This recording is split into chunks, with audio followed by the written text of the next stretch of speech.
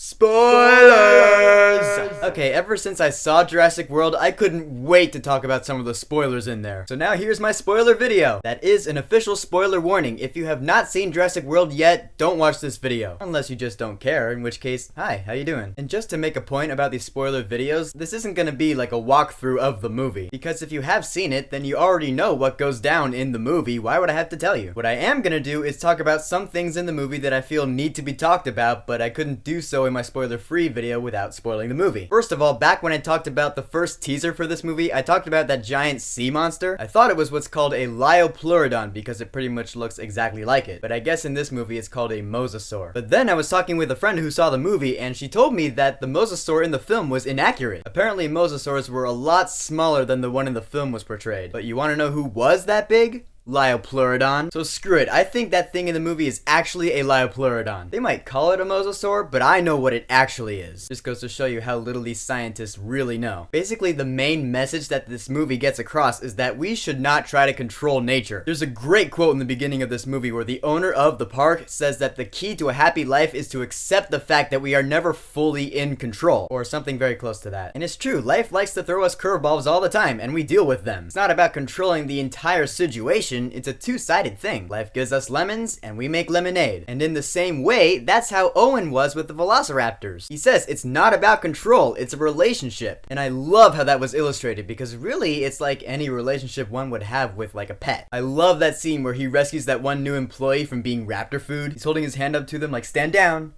Stand down. And the raptors aren't just tearing him apart like a bloody present. He tells the guys to close the gate, and right as it closes, he makes a break for it, because otherwise he would have been raptor food. Great scene. In my spoiler-free review, I said that there were a couple of plot points that seemed like they just came out of nowhere. The one that really stood out to me was towards the end of the film after the pterosaurs were all attacking everybody, and that one British chick was mauled by that one pterosaur before she became Liopleurodon food along with the pterosaur. But the kids made it to safety, and they were found by Owen and Claire, and it's all happy, and in the heat of the moment, Owen just grabs Claire and just plants one on her. I was like,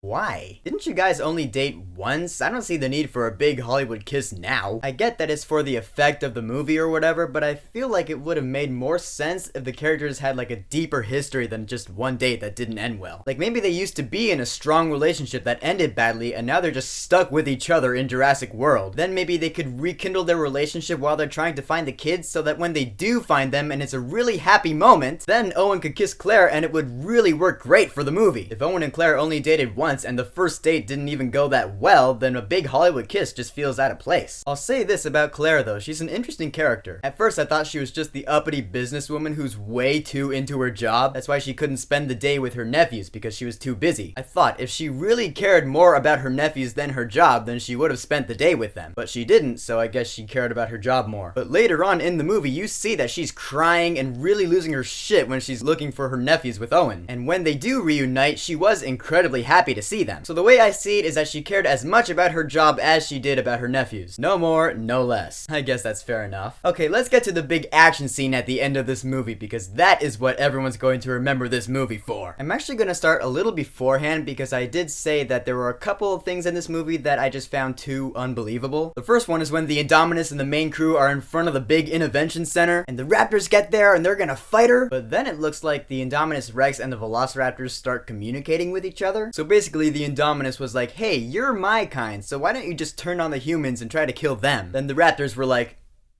okay. I mean, really with that? But it got better when Owen won them back over, so now they're going to fight the Indominus. Unfortunately, 4 raptors are not enough to take her down. Right when Claire was like, open paddock 9, I was like, T-Rex? Sure enough, the gate opens, she gets out the flare, you see this awesome giant Tyrannosaur just stomping out, I was like, T-Rex! So the T-Rex gets to the Innovation Center to face the Indominus, and then we have one of the coolest action scenes I have seen this year. T-Rex versus Indominus Rex, let's get ready to rumble! People are calling it the Godzilla moment of this year. I would call it that, but I absolutely hated the Godzilla movie that came out last year. So I call it the Pacific Rim moment of this year. That being said, I was still like, let them fight. And yeah, these two enormous theropods are just beating the shit out of each other and tossing each other into buildings, and it's awesome. It was so much fun to watch because then the raptors join in the fight. It gets to the point in the fight where all the raptors seem to be dead and the T-Rex is down and it seems like she's gonna be toast. But then, in classic Hollywood fashion, one raptor appears out of nowhere to save the day. That was the second moment that was a bit too unbelievable for me. These two moments though, honestly, did not bother me that much. That's why I said I could just turn off my brain and enjoy the fight. And the fight ends with a straight up cheat move. The Indominus is backed up right next to the lagoon, and the Liopleurodon just surprise attacks! Yeah, bye-bye. To summarize, I will say this. Pacific Rim was one of my favorite movies of 2013, and Jurassic World being the Pacific Rim of this year, at least to me, it takes its place as one of my favorite films of 2015. So, what is your favorite film of 2015 so far? I think that's a good question since we're halfway through. I'd tell you mine, but there's the possibility that it'll remain my favorite of the year for the rest of the year, in which case that would spoil number 1 on my top 10 list for 2015. But whatever yours is, go ahead and leave a comment. And